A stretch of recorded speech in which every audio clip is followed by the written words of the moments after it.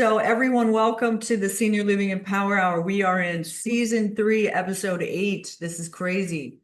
After all those years of just sending out flyers like this, we are now live on an actual webinar. So that's exciting. I'm really thrilled today to be joined by David Sawyer. He will take a minute here afterwards and share who he is. But thank you everyone for joining us. I really do understand that everyone has choices on how they spend their time, right? Particularly in the middle of the day, in the middle of the week. So the fact that you're choosing to spend an hour with David and I really means a lot to us. So again, welcome to the Senior Living and Power Hour. And we're going to be talking about David's company is the founder of TSOLife. I think you guys are going to find this really cool wherever you are in the ecosystem, whether you're a provider, whether you're on the insurance side, whether you're a lawyer, whether it doesn't really matter. You're going to find some way to connect with David and the work that he does. And what I think is so cool is that we've entitled this TSOLife AI as a care partner and kind of redefining that resident experience. And I'm just so excited. And for those of you who have been loyal to the Senior Living and Power Hour and my clients or guests, or even if you're brand new, everyone really knows it doesn't take much to find out that I am all about the resident experience and I'm all about care partnerships and how they really help support good quality improvement, good quality of care, holistic environments for our staff, and of course reduce risk. No program with me on it would be complete if I didn't mention the word risk at least 15 times, David. So, anyway, so that's what we're going to do. And again, no program that involves a lawyer would ever be complete if I did not have a disclosure and a disclaimer involved. So that's it. You're reading it. You can read it later. David and I are coming here as is, no promises, no guarantees, no legal advice. So you can't rely on anything anything we say here. Don't do this at home, okay? So anyway, so many of you may know me and my team, and for those of you who do not, you are here in my Memphis office of the Edelman firm. We are an all-woman, nationally certified firm here, and I also am the founder of GuidePath, which is a certification program for senior living that does focus, in fact, David, on resident and family engaged care, risk management, culture change, all the things that you're doing in the AI space, which we'll have that conversation later. I do a lot of other things. Shout out to my friends at Bridge the Gap who introduced me to David. I am a second year Bridge the Gap ambassador. Yeah, and I do all sorts of things that matter to me in the senior living space, that bring a lot of meaning to my own life and I hope have an impact on the lives of others. A fun fact is I am fluent in French. So David, if you need to just start speaking random French, I would understand you. So, barely speak English, to be honest with you. Fair enough. So. I don't either, but I speak a great French. So anyway, so here's really where we are today is with David. Again, David, such a pleasure to meet you and to learn so much more about you and about TSOLife and the story. So I'm going to just pause here and really let you take over from here on. I've got a few comments here that sort of align with the work that I do on my side of things, but I really want everyone to have an opportunity to learn more about you, your journey, about TSOLife, anything you want to share, and how you really do turn resident voices into some kind of data-driven insights. Just fascinating. So David, this is on you. Welcome to the Senior Living and Power Hour. It's such a pleasure to meet you. And tell us a little bit about you. Perfect. Yeah, no, really excited to. For all of you that don't know me, David Sawyer, CEO and founder over here at TSOLife. TSOLife is a resident insight and a resident experience platform. Our whole goal is to help operators get to know their residents as well as possible, and then turn that data and insight into meaningfully improving the quality of life and quality of experience for the residents that are living in their community.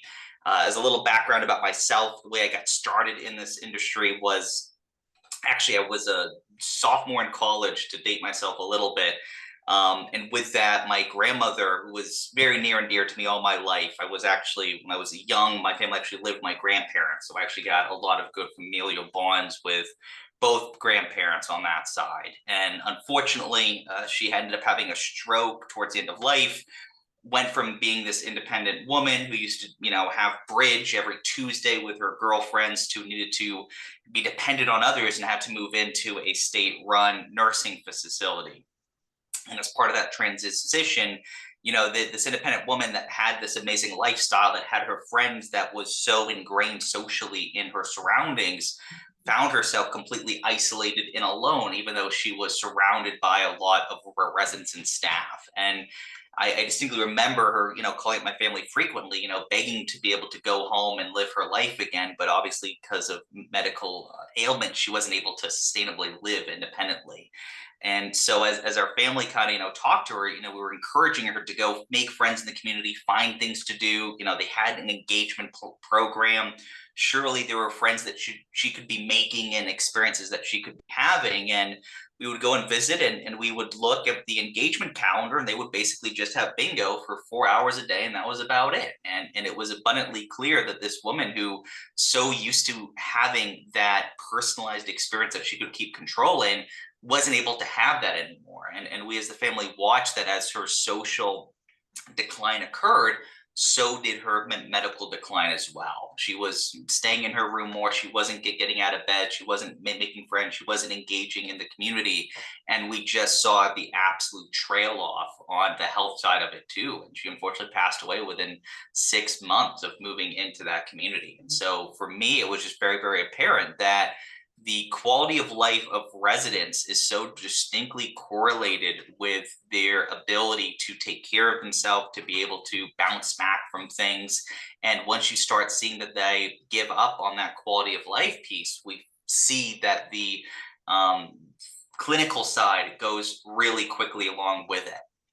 And so as the backstory, I know that you all will see that my resume is really blank. It's because 100% I dropped out of college and I started my own company, being TSOLife, and that's all I've ever done ever since. So we're going on about 12 years now.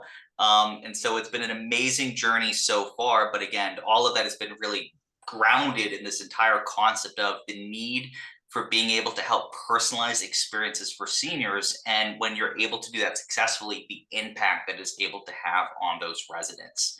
And so as part of this, we've started off by working in senior living for the past about 8 years. We found our way over here, and we started off as a small, scrappy startup, and have now kind of been able to emerge as a clear thought leader in this space. And one of the unique things that we've done is, at the very forefront of this, literally 8 years ago, we were actually engraving different parts of AI into our actual software. So from before it was ChatGPT took over the world, we were writing our own algorithms in Python. That's the hard way to do it. And we were manually training our own AI, and we were creating our own algorithms, and we were actually doing the hard work of building out AI before it was a thing. And part of the way that that journey started is, one of the first things that our company really got good at doing was, when a resident moved in, part of the personalization that we really strove for is being able to get to know them on a truly personal level. And what we ended up finding is that they were doing these paper-based resident profiles. And what ended up happening is, the family of the resident would fill it out, they turn it into the community, and then they would take that stack of paper, they put it into a binder, it would go onto a shelf. And the only time that that binder came out of the shelf is when either state walked in to be able to show the budsman that, hey, we are personalizing our experiences for the residents, or that they had a new resident move in and they needed to add their papers on in there. You would think they would take the binder out to take the residents that passed away or moved on out. They didn't. They just left them all sitting on in there. And so part of what we did is we said, okay, that is a great place to start with. How do we make that data more actionable, and how do we turn that into being able to better operationalize personalization in communities? And what we actually did is, we built out a voice to text agent that was allow a staff member to sit down and just have a one-on-one conversation with a resident, and our AI would actually transcribe that interview, put it into a database, and actually extract tangible metadata from just a conversation.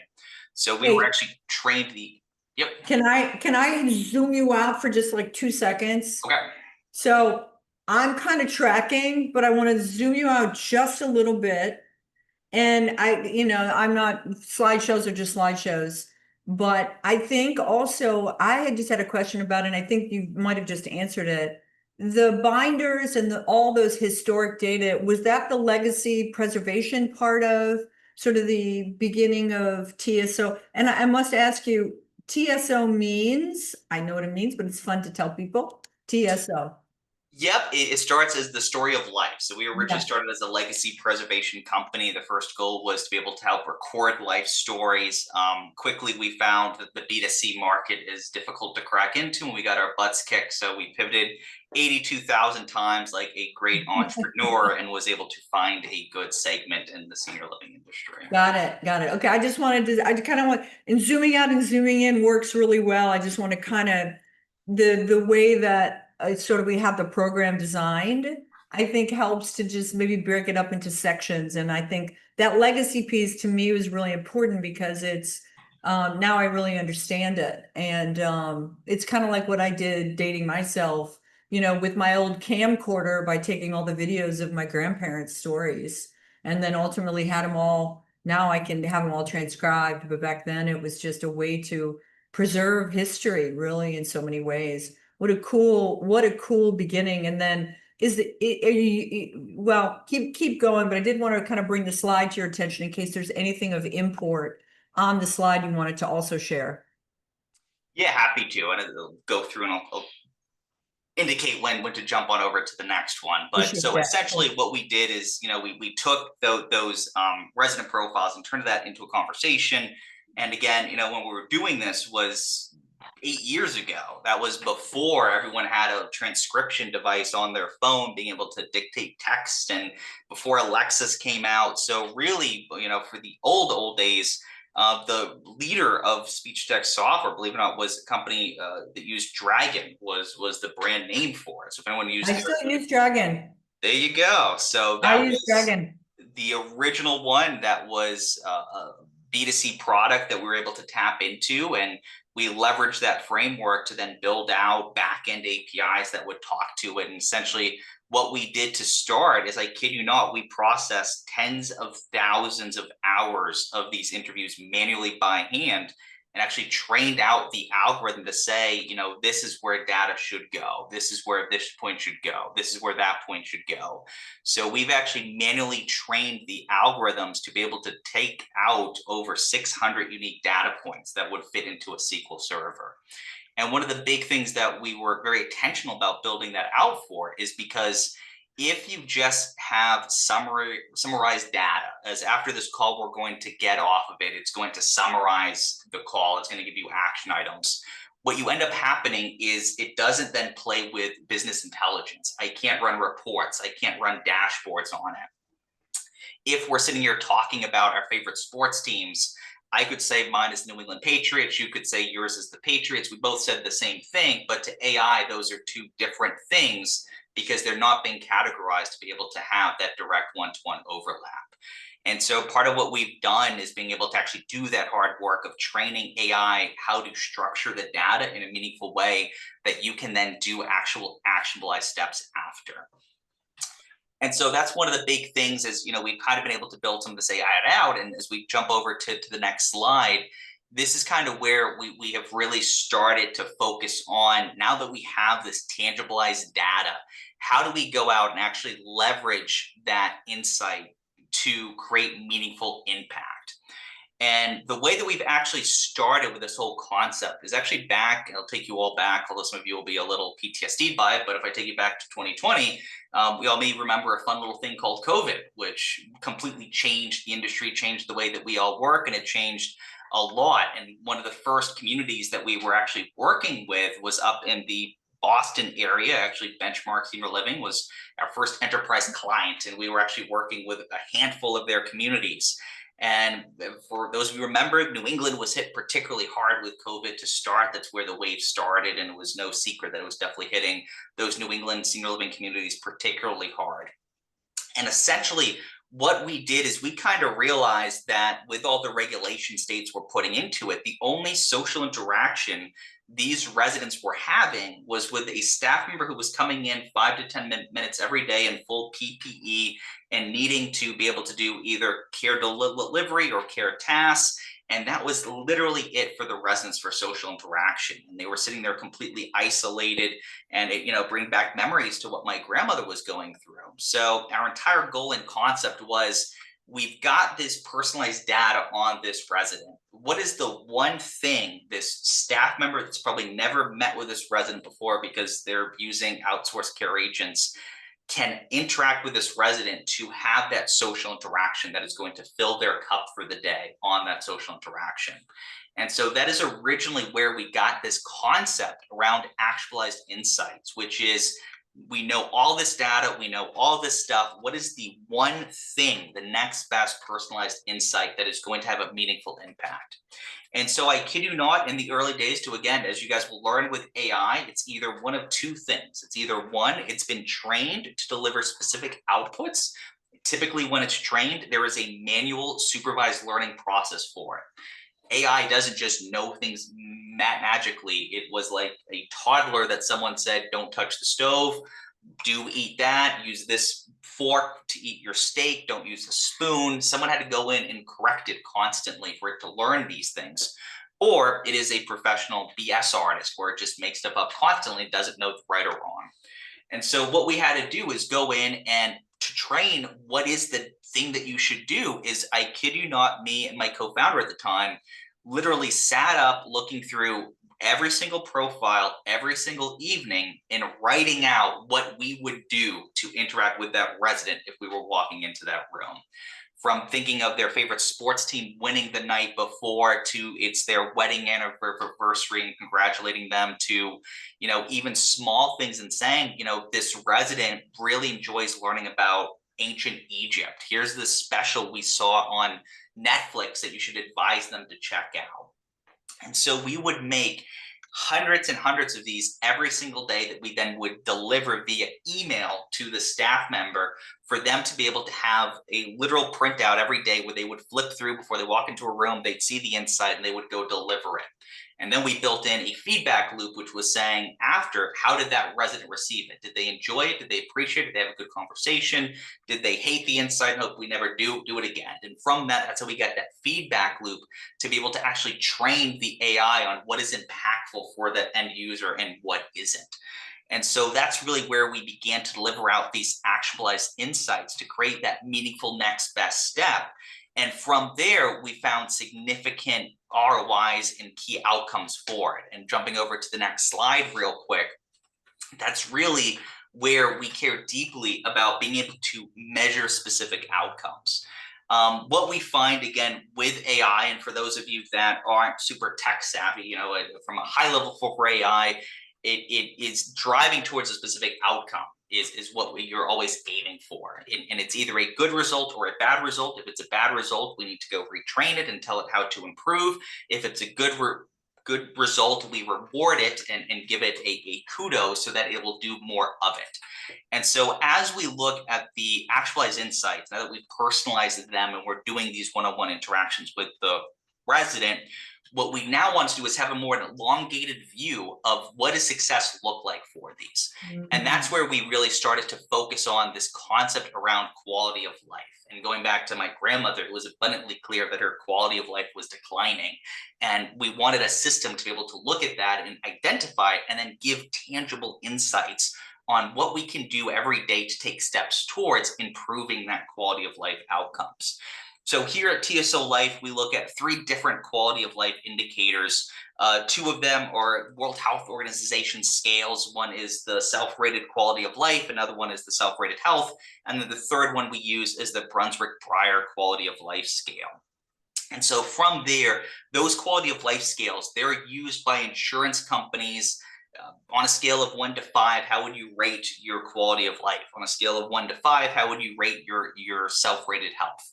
And what we actually find specifically with the self-rated health one is that's what insurance groups are using to do population health management on their Medicare and Medicaid members is they actually view that as like the gold standard for being able to do population health management.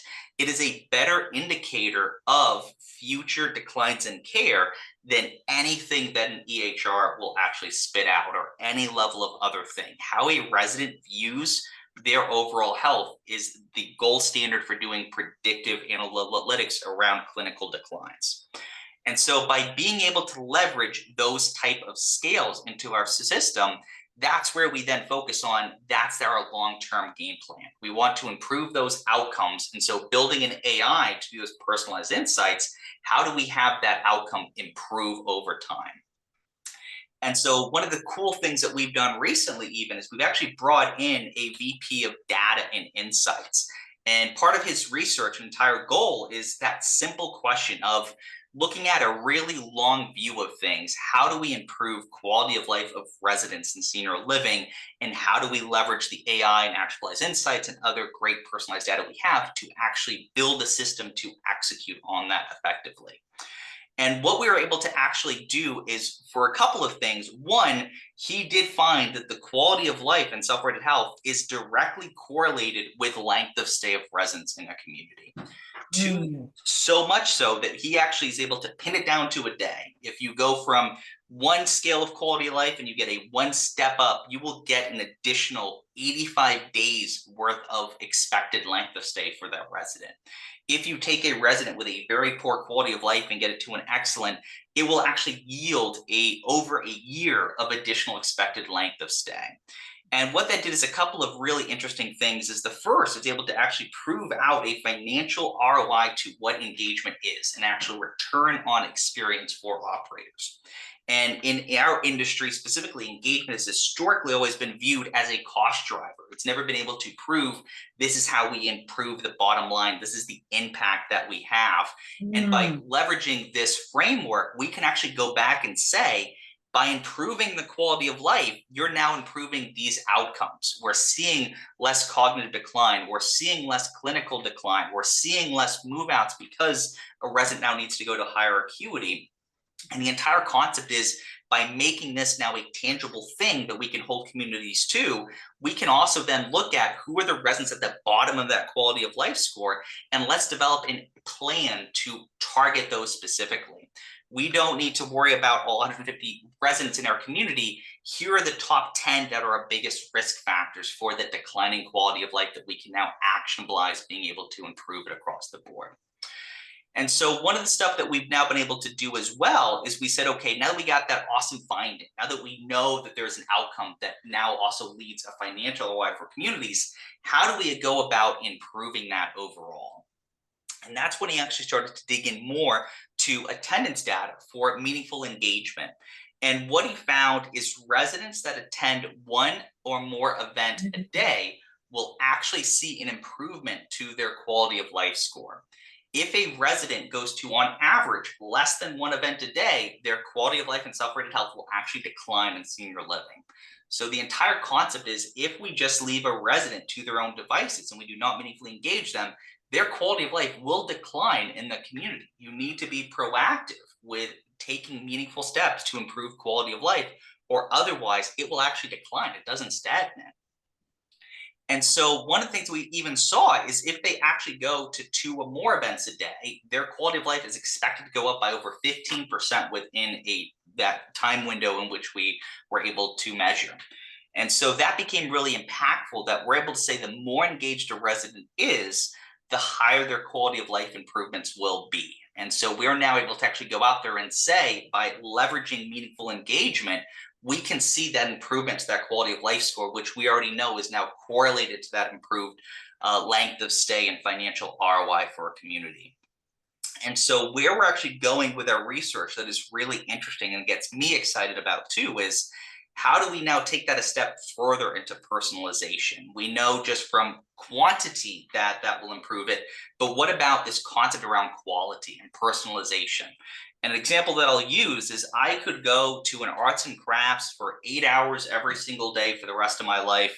My quality of life will decline rapidly. I am not an artistic person. I hate arts and crafts. If you give me a crayon, I'm as likely to eat it as I am to be able to draw you anything that is remotely artful.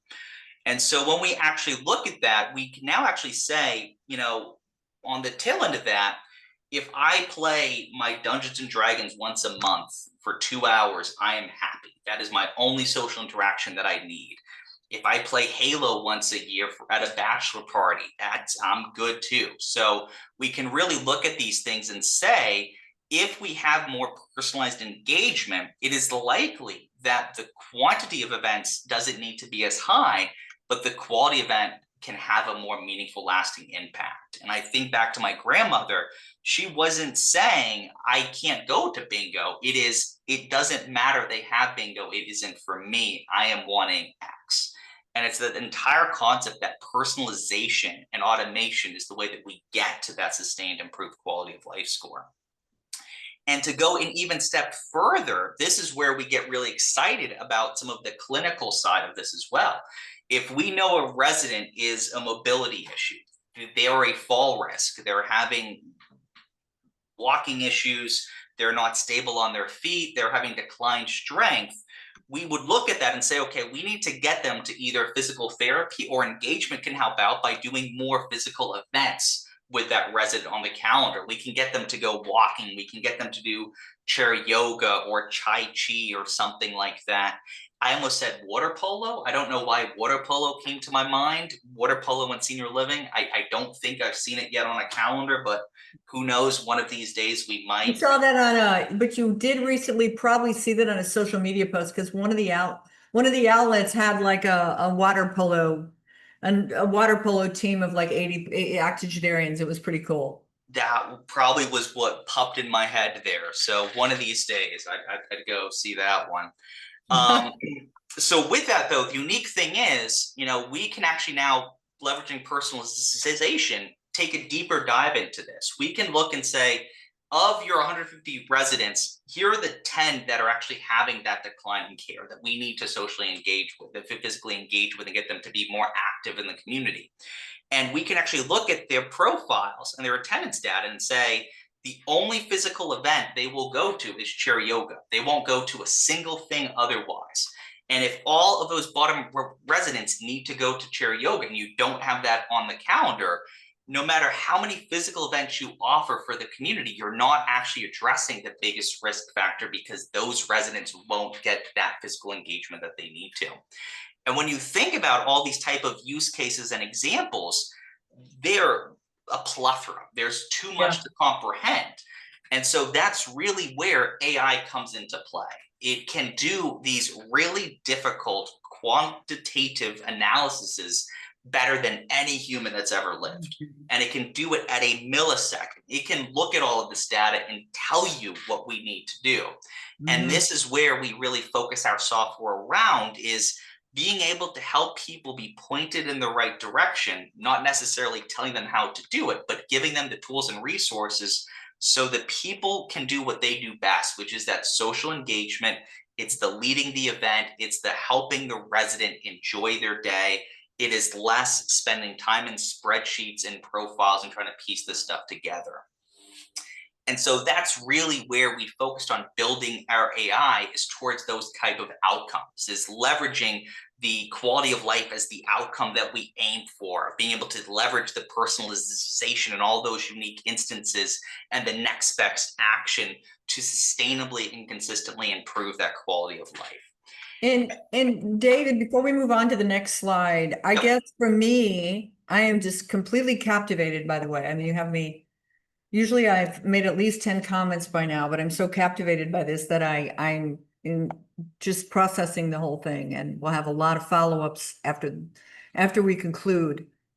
The explain if and this may be later on, we can talk about it, but I think I know it would help me, so maybe it would help others. How does this actually work? Like, in other words, does the community, if I'm benchmark or I'm a small, whatever, doesn't matter, and I'm a community and I want to engage, I want to initiate the TSOLife program software platform, does it become integrated in the admissions process? Is it a sort of a standalone that you use for data, or is it part of the process of admission, and is it baked into that data real time as you're getting it on the admission like how like if I'm the person who's the assigned TSOLife person at the facility, at the community, and what's happening? Maybe just really kind of maybe bring it down a few notches to someone on my level to explain how kind of really just operationally how it works. 100%. Great question. So, how it would work is when a resident first moves into a community, typically the engagement director, the activity director, the lifestyle, whatever the title is, it's the same job. Everyone has a different title for it, is they would sit down and have a one on one conversation with that resident. So, rather than doing any level of paper based data capture, it is all leveraged on a mobile app that is actually going to record that conversation. It's going to send that audio back to us, where that's when our AI will data mine it and create those digital resident profiles. So all a staff needs to do is get to know a resident on a one-to-one basis, and then our system will actually take on making all of that insight actionable and tangible. And for a resident, all they get to do is have a great conversation with a new friend talking more about themselves. From there, once that data is in our system, that's when our AI starts to process things. That's when it'll do things on day one, where it'll actually find the most likely friend matches in the community for that resident and serve that up to the community on who they should have lunch with on the first day. And an example of that is it's all a weighted algorithm. So the fact that you speak French would be able to have that unique thing that you'd be matched with other residents on specifically, or another one that if they had another kid that was going to play professional basketball, right? Because you would most likely be able to share some really cool life experiences with a similar like-minded friend. And the reason for that is because, so if I'm at a community that has, 70 residents, and I have TSOLife in my community, at some part of their journey, we have to have that interview. Maybe it's immediately, maybe it's somewhere during within the first week. Yeah, whatever, in the first week. So you're back home at your TSOLife headquarters. You have, Somerville Senior Living, and Somerville Senior Living and 70 dashboards. I'm sort of envisioning this, or 70 people.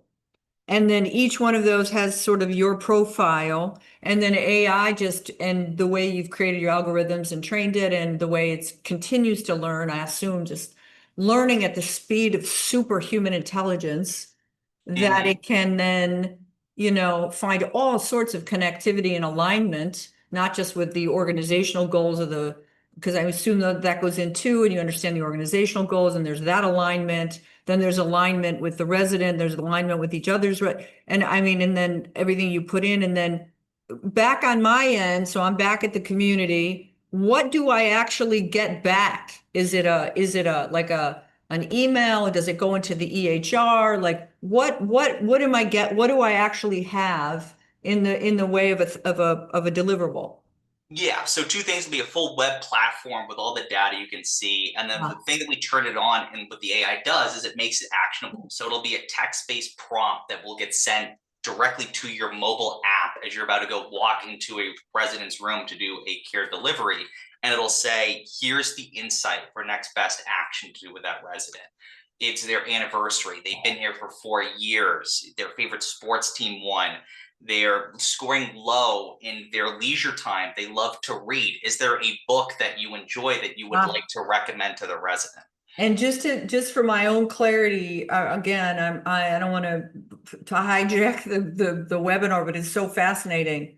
It's non-clinical though, just to be clear on this. This is not when you go in, make sure that, her walker is within, her assistive device is within, reach of her. So if she tries to get up, it's total social, it's non-clinical, just to be correct. Clear. Okay, got it. Correct. So the way that we think about this is you look at a resident's overall health. You have really, in my mind, two pieces. You have the clinical piece, which is what an EHR is for, and you have the social piece, which is where TSOLife is for. Got it. And as we're seeing more and more research comes out and saying that social piece is just as big of a driver as the clinical piece for residents' overall health and well-being. Yeah, I mean, really, in some ways, when you just sort of,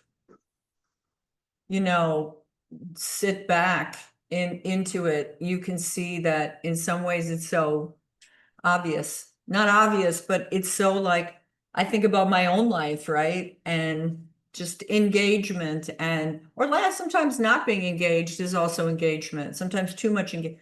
But that measuring the quality of our lives, what a amazing resource. Question I have is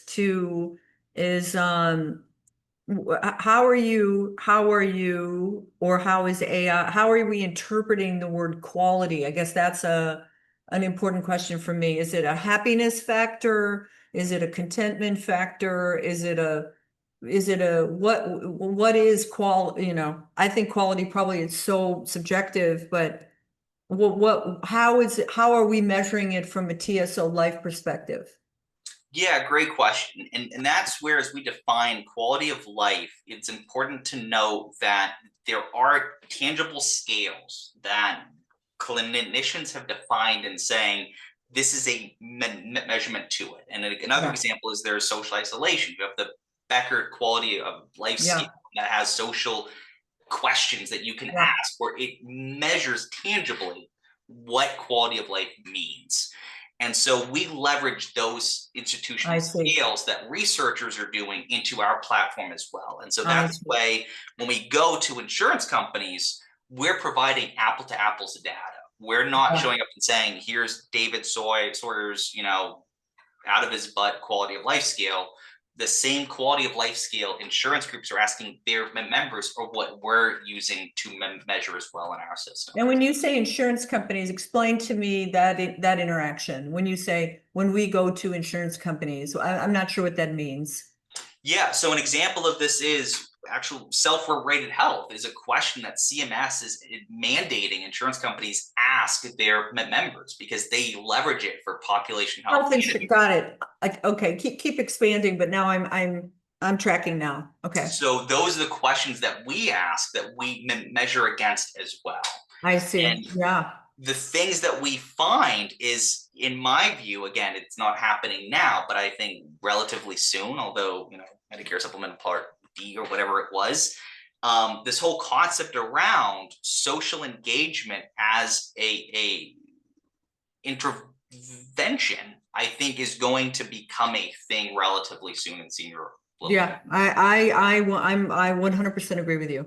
And it's that entire concept of this resident. And again, we've seen it time and time again. It's just the most simple thing. We had a resident in one of our communities, and I remember the story very, very distinctly, where his quality of life was declining, his health was declining. He was going on a hospice. And one of the things that he lamented in the interview was he was a boxer all of his life, and he just missed being able to just hit a bag. And so the actualized insight served up and saying, hey, can we give the resident just a little punching bag thing? Sure enough, the community bought a little $15 punching bag thing, and he sat there and he just had fun with it. And you saw he would then go into the group room where it was housed, and he'd show other residents how to use it. He'd interact, and then you watch the quality of life go like this, his care go like this. And at the end of the day, all it took was just a $15 punching bag. And There was no. you bring up such a great point and just sort of inserting a little of the work I do, but the when I'm working on the risk management side of things, and people will say to me, I don't even know how many depositions I've taken. I don't know how many family members I've literally deposed under oath, asking them why a claim, why a lawsuit, what's the grievance, or residents even who are still living, and I depose them and they've got a claim or a grievance against us. And in the end, really, I've come up with three key claim drivers. And, that really makes somebody pick up the phone and call, Morgan and Morgan. And it's really sort of unmanaged, unrealistic. It all goes in sort of an expectations category. Then there is sort of unexpressed needs, feelings, those sort of soft intangibles that TSOLife actually can help uncover. And one of my notes to myself was uncovering these incredible hidden opportunities on how we deliver care. And then also the undefined role, and this is the kind of a segue into my question, sort of the undefined role that the the family has. And when I say family, I mean it could be immediate family, it could be extended family, family of choice, family of origin, whatever it might be. But what I have found in the senior living space, and I'm curious to whether, kind of how TSO Life speaks to this, is that, these people that we love and that we're caring for in their new home with us have an entire lifetime before they came to us. And in that entire lifetime are other people in their life. There are sons and daughters, and they all have their own life that in some way was person-centered around this person that we're now caring for. So by shifting the whole ecosystem and somebody making it either by choice or by, sometimes it's emergent and they have to come live with us, or sometimes it's a planned, transition in care, whatever, however the transition happens, there's a whole, we're not just embracing and interviewing that person and caring for that person. We really are caring for and I'm looking at the tree here, we really aren't just caring for the branch. We really are responsible for caring for the whole tree. And when I train and work and educate with our senior living communities, what I share with them is this undefined role that families have. They don't know what to do. They're like, think they're visitors, or they not quite sure. The person who was in their life now lives somewhere else, and maybe they were caring for them every single day. And the fact that we have no really defined role on how to care partner with the family is really important as it drives risk, but also is important in what I have found in the work I've done and the data I've sort of generated, is that the quality of life too is directly impacted by how we engage with their external world that they had before they came to us. And the interviewing and the gathering the data insights that way, but like they have a whole world. So when I'm working with my teams, I share with them that, I've got a whole sort of a questionnaire, but and we'll talk more about that later, but you know, who are the people in your life, who are the most important people? And then we have to go talk to those people. And then from there, we can also learn everything there is to know, because they are truly the experts.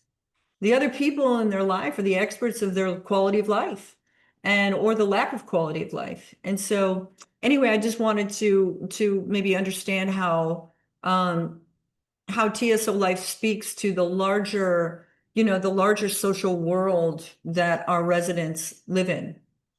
Yeah, no, phenomenal question. And a lot of just different thoughts run through my brain with this. And when you think about it, a community that has 100 residents, you have 100 unique individuals living in the community.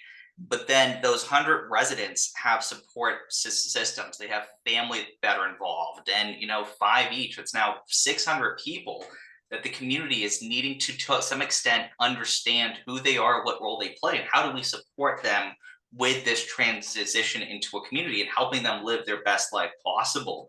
And some of the things that we've really kind of looked at too is communities. Some of them are, experts, right? Taking care of diabetes. You're going to have clinicians that are understandably experts on it. Dietary needs of seniors as they're trying to maintain weight. There are experts, nutritionists that are going to help. But every resident is an expert in themselves. How they like to wake up, what they like their morning routine to be, what's the easiest way for them to fall asleep at night. If they wake up in the middle of the night, what helps them get back to sleep and relaxed. And to an extent, it's the job of communities to be able to learn all those intangible things about every resident and try to be able to live up to those expectations that this will be a home for them.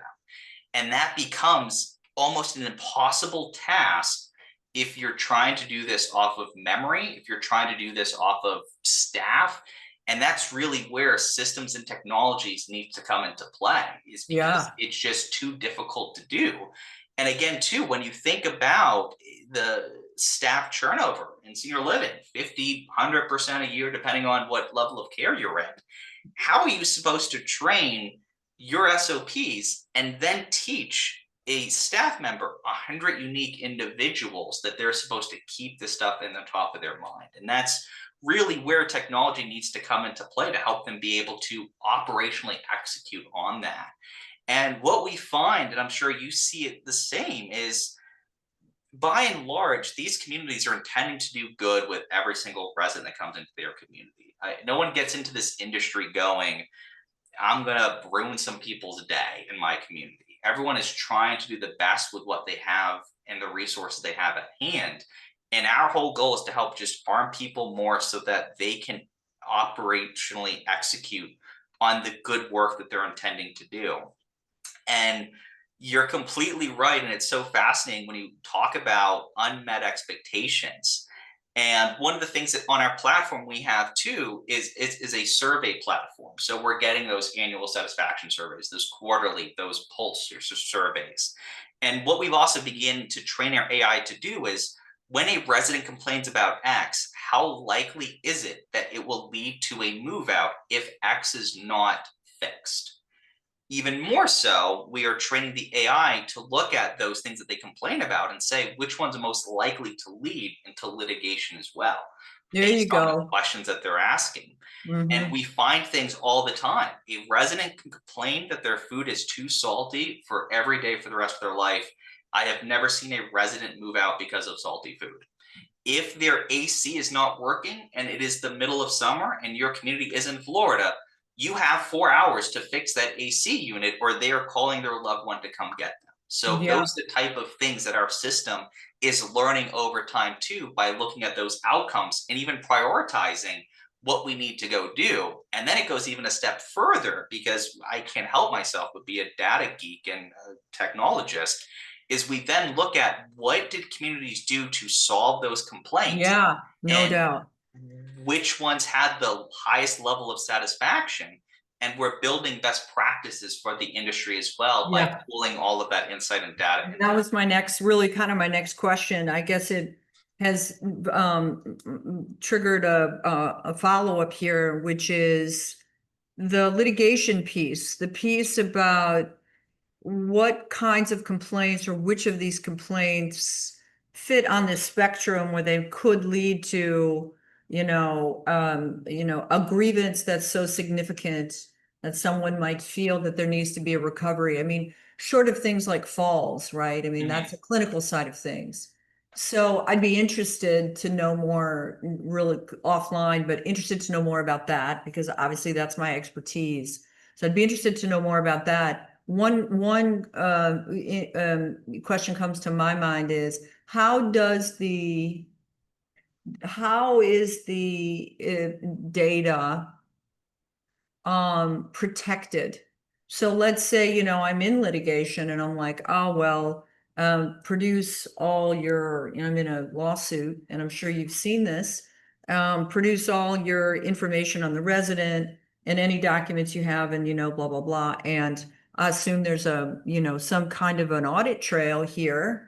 And, all this technology and, I mean, there's a whole set of legal rules around the law. This, as you, I'm sure know. And so I guess my question is it protected? Have you given thought to protections? Have you seen it have to be disclosed? Because, in my mind, I'm thinking to myself, lots of complaints around, I call my Mary and she's just not coming to the room. And, or I call, they're that sort of like just a hybrid enough complaint that if it goes on too long or if there's a harm associated with it, it may not lead to a move out. It may not, but something happens and then you got a whole trail of I've been trying to call and the next thing you know, Mary's on the floor and she's fractured a hip.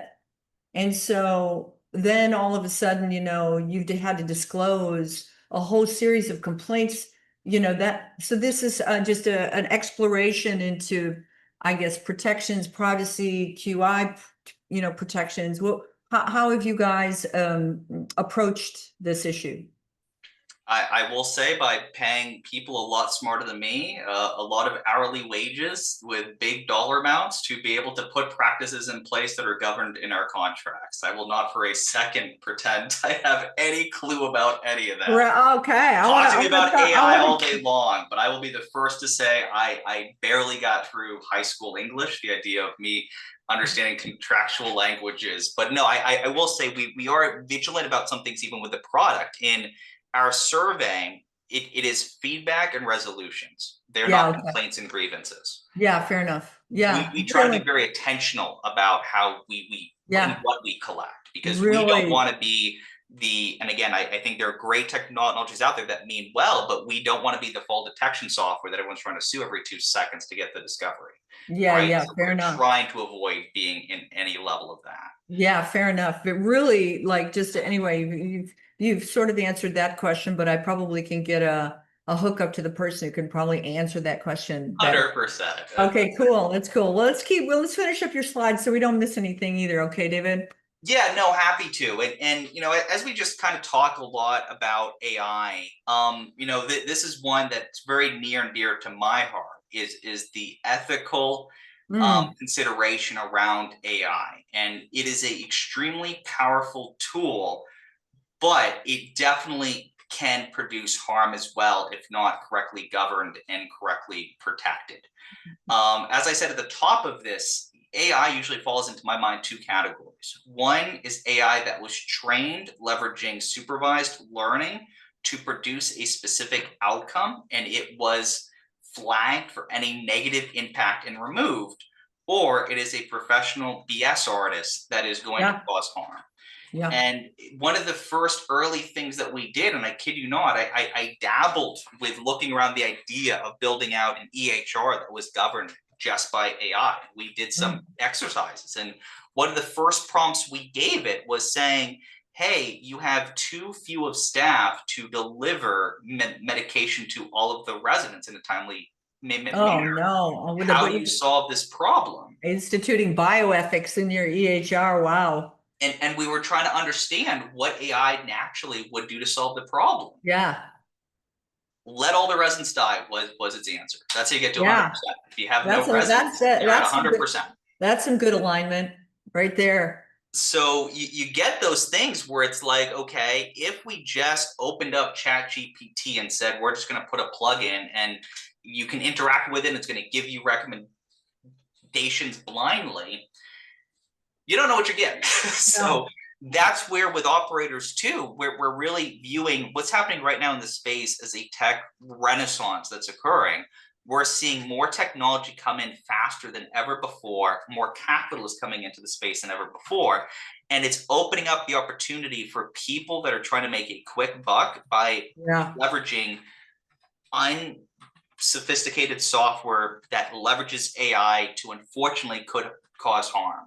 You know, Yeah. something that Facebook got popular for was their adage of move fast and break things. You Yeah. can't do that in senior living. And No, you I can't do that in really, healthcare. You no, can't you do can't that do in in health. healthcare. Yeah. Yeah. Really fascinating. So the ethical and strategic considerations, just, explore those every single day. And you can imagine as a lawyer, um, when I'm getting feedback, even from my software, even from the biggest, software legal research platform, I find errors all the time. I Mhm. mean, real serious errors, which is then you see them show up in lawsuits, lawyers who've, misquoted, and lawyers who are relying on, haven't done their homework and all of that. So I think that's really important. And then what I really love this is about, I guess, in the end, and sort of, I'm gonna flip to the next slide because I think it's sort of brings us in so many ways full circle, is that, in the end, it really is and can only ever be about people and real people, like the digital world versus the physical world. And I think that we, as, thought leaders, and particularly you with your amazing, wow, I'm like I said, I'm just still processing all of this. but the captivating nature of AI and how it can just truly change entire industries and change people's lives and improve quality of life and all of that. I think in the end, because we understand this, from the legal side, from the AI side, whatever it might be, that being able to continue to articulate the need for living in the physical world is really critically important, particularly when it comes to senior living. Because the enhancement of this is the key, the amplifying of all the different ways. But in the end, it really is about our need to feel like we're belonging and the need for belonging. And what I have found over the course of time, deposition after deposition, visit after visit, I visited thousands of senior living communities in my days. My own journey with my father who had dementia, who I took care of, my mother now who's in assisted living, the personal stories like you and the touching story of your grandmother and your grandparents and intergenerational living and all of that. In the end, it really is about our need to feel like we're belonging. And what I found in my research about TSO, just kind of preparing and couldn't even have prepared me for meeting you, David, my God, is that what you built just gives us a broader pathway to a sense of belonging. And for that, I'm eternally grateful. I'm excited to learn more. We have a few minutes. Those are sort of my wrap-up words. But because I think in the end, that's it. Like all the digital in the world doesn't take the place of the human need to belong. And and living in the physical world, particularly in the aging population. So that's what I have to say on that. And David, why don't we got like 3 or 4 minutes left. We could leave it open to some chatting, which might be fun. And here's how you and everyone's going to get a copy of the PowerPoint and you'll know how to find David and all of that. But David, just maybe some parting words, or let me see if I can see if there's anything in the chat. If anyone wants to chat, put it in there. If they've got questions for David or comments or insights or reflections, anything, stick it in the chat. While we wait for that, David, any sort of parting thoughts or feelings or reflections of your own? Yeah, just to echo on what you were saying, of all the things that we then cross correlate to quality of life, the number one indicator on a resident's quality of life score will be their satisfaction with their friend group. Their social circle is the number one thing that will dictate how a resident will be able to feel, wake up, and find purpose. And as you said, we are social creatures. We belong in communities, and senior living should really be a phenomenal opportunity for creating everlasting impacts. And our whole mission and vision is to just arm communities to create that more cohesive community for the residents, which I truly believe, when done right, is going to leave lasting impacts on them and really be a phenomenal end of life experience. And that's really our goal, is that no one should ever wake up in a senior living community and feel isolated or alone. They should view it as, I have my new best friends for life here, and how do we help the community live up to being able to operationalize that? Yeah, here. I echo all of that and just a shout out to our caregivers, and because the sense of belonging is incomplete without them being in the family, right? So 100%. they become part of that key social circle, are the people that we see each day, and if we empower them with good resources and tools and ways to wear their many hats and have insights and ways to better engage, it really does make their lives, again, more holistic in their environment, less stressful, and improves the quality of their lives, of our staff's lives. So we're in a time where we need more people, we need more caregivers, we need more staff. We want to invite them into the world to keep caregiving. It is not an easy job. But you and your TSOLife team are equipping them and empowering them to be part of the belonging. So I really appreciate that. And David, we are up, and I just really want to thank you for spending time. You just I have 1,000 more questions if I had the chat all to myself, and I'll give you a call later on all that. But we're so happy to have you. What a great opportunity to learn more about how AI really is, like, really can be transformative and in ways. I guess my last quick comment is in ways that don't cost you, getting a punching bag, adopting a family, finding a friend, knowing someone plays Uno and buying a $3 deck of cards. These are the ways, bringing in a comedian to your group. I mean, whatever it might be. These are low cost, high return ways of improving life. So thanks for helping us suss all that out. And you take it easy. I'll talk to you soon. We'll be sending out to all of you. We'll be sending out a follow-up email, some takeaways from David Sawyer and his group. Stay tuned for September. I have a super special guest who's coming to us. She'll be in New Mexico teaching, but she is an amazing Nigerian professor who has committed and devoted her entire life to healthcare in Africa. And so she's going to be joining us in September, a date to be announced, topic to be announced. But in the meanwhile, everyone take care. And again, thank you for joining us. And David, thanks. What a treat today. Appreciate you. Thank you so much. I appreciate your time. Take care, Everyone take everyone. it easy. Stay cool. All right. Bye, everybody. Bye.